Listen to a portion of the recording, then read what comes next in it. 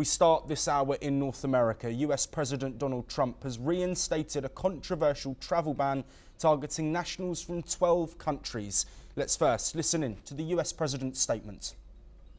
Today, I am signing a new executive order placing travel restrictions on countries including Yemen, Somalia, Haiti, Libya, and numerous others.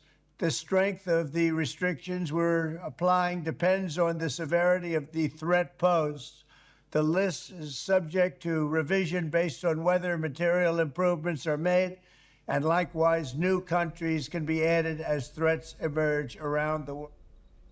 While the White House says the measure is meant to protect America from security threats, citing political instability and high visa overstay rates. The order, which goes into effect on Monday, June the 9th, bans travel from Afghanistan, Myanmar, Chad, the Republic of Congo, Equatorial Guinea, Eritrea, Haiti, Iran, Libya, Somalia, Sudan and Yemen. 7 more countries, including Cuba and Venezuela, face partial restrictions. Exemptions include lawful US residents, athletes and certain persecuted minorities from these nations. The president says this action fulfills a campaign promise to tighten border security and prevent what he calls unvetted danger from entering the country. Trump further explained his reasoning, stating the following. Today, I am signing a new executive order placing travel restrictions on countries including Yemen, Somalia, Haiti, Libya, and numerous others. The strength of the restrictions we're applying depends on the severity of the threat posed. But Democrats and human rights groups have slammed the move, calling it discriminatory and politically motivated. Well, lots of updates here for us to get into. Joining us to discuss them is Hashim Watajia, an international relations analyst who's joining us from Washington, DC. Hashim, this isn't the first time that we've seen Trump make this move, but 12 countries with travel restrictions. What's your first initial impressions? Thank you very much. There are 3 very important points. Point number 1 is that it's not all about terrorism. Yes, there are some of the countries among these 12 countries listed on ban list, but not all of them about terrorists. Because so far in the United States, none of the nationals of Myanmar, Chad, Congo, Eritrea, and Haiti had any relations with any terrorist attack in the United States. But these countries are part of the 12 countries on the ban list. So that means that it is less about terrorism with regards to some of the countries, more about the expectations of the Trump administrations from these countries to bow to the Trump administration. Point number 2, which is very important, that is that the Trump administration is expecting some of the countries to support the deportation process that the Trump administration has initiated, a mass deportation. And some of the countries, they do not support this process. So for that purpose, the Trump administration would like to penalize these countries.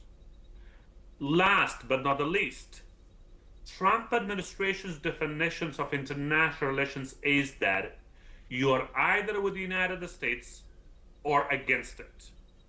If you are not part of the United States or aligned with the United States or Trump administration supported, then that would mean that you are against it. What does that mean? For example, in terms of Afghanistan, the United States signed a deal with the Taliban in Qatar, and the Taliban was not a terrorist group in the government of the United States. But now, based on my view, the inclination and tilting of the Taliban's regimes more toward Moscow has given an alert to Washington, D.C., so that Washington, D.C. can make a distance from the Taliban regime. Because very recently, Moscow accepted the ambassador level diplomatic relationship between the Taliban and Moscow, and also Moscow consideration of removing Taliban from the terrorist list. This is not acceptable for the Trump administration.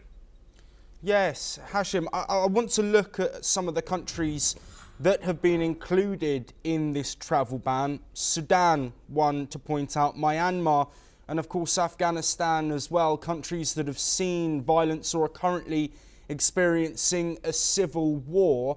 Is there a question to be answered by the Trump administration as to why they're singling out some countries which might need support and might be seeking refuge, given the fact they're living in a place which is facing humanitarian crises that we're seeing at a large scale? In international relations, we have a theory called realism. In realism, it's more about the interest of a country. Yes, humanitarian aid, humanitarian support is important for the United States and for some other countries, but national interest is above than anything else. Particularly for Trump administrations and the Trump who has a business background, it is more about winning of businesses, money, investments in the United States, and what Trumps can get in return of supporting any areas or spheres that can be humanitarian support, that can be anything else. In terms of Libya, Somalia, and some other countries who are going through a lot, my view is that Trump has thought that he cannot get anything. But what Trump thinks is at least these countries can accept their refugees back from the United States. Remember, as soon as some of these countries accept the request and expectations of the Trump administrations, this list of 12 countries will be dramatically reduced. Yes, and Hashim, to bring an end to our discussion, what do you expect the international reaction to be? How will this be received, not just by the nations that are included on the list, but other nations that might be aligned with those that now face a travel ban?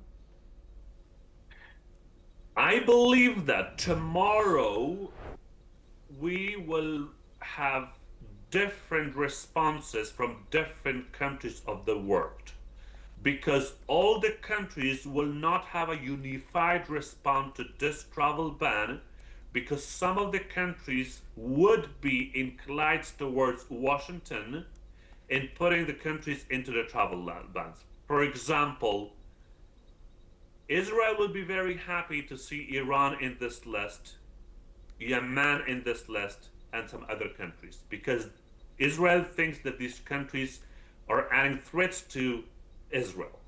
But some other countries, due to humanitarian reasons, particularly the European Union, might voice and support some countries due to support of the refugees and also international laws in support of refugees. So there will be mixed of reactions from the rest of the world.